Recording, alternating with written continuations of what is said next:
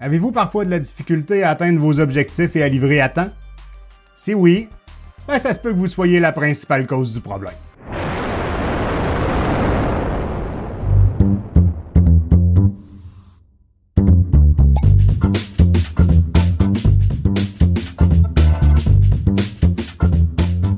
Notre cerveau a tendance à surestimer nos capacités de production.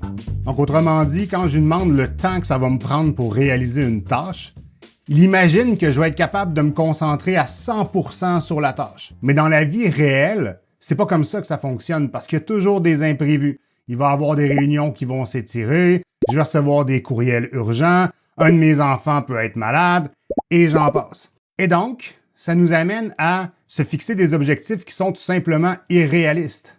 Et après, on se demande pourquoi on court après le temps et pourquoi on est incapable de livrer dans les délais qu'on avait estimés. Je vais donc vous donner 2 astuces gratuites pour éviter de biaiser vos propres estimations et de vous ramasser à toujours courir après le temps.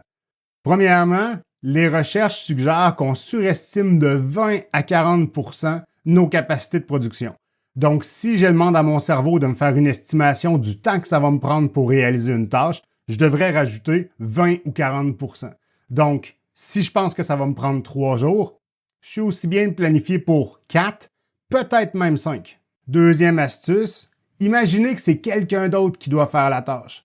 Donc, sortez de vos propres bottes pour évaluer le temps que ça prendrait à quelqu'un d'autre pour faire la tâche. Et ça devrait vous donner une estimation beaucoup plus précise de votre propre capacité de production et donc du temps que ça va vous prendre pour réaliser la tâche. À la longue d'appliquer ces 2 astuces-là, vous allez avoir une meilleure idée du temps qui est grugé par les aléas de la vie et éventuellement votre cerveau va les prendre en considération et donc vous offrir des estimations qui sont plus réalistes. Et je sais que dans un monde obsédé par la productivité, c'est pas très sexy de vous suggérer d'ajouter du temps à vos estimations. Mais entre vous et moi, qu'est-ce qui est mieux? Quelqu'un qui livre toujours en retard ou quelqu'un qui est capable d'arriver avec des estimations qui sont réalistes et qui livre dans les délais? Pour ma part, moi j'ai ma réponse.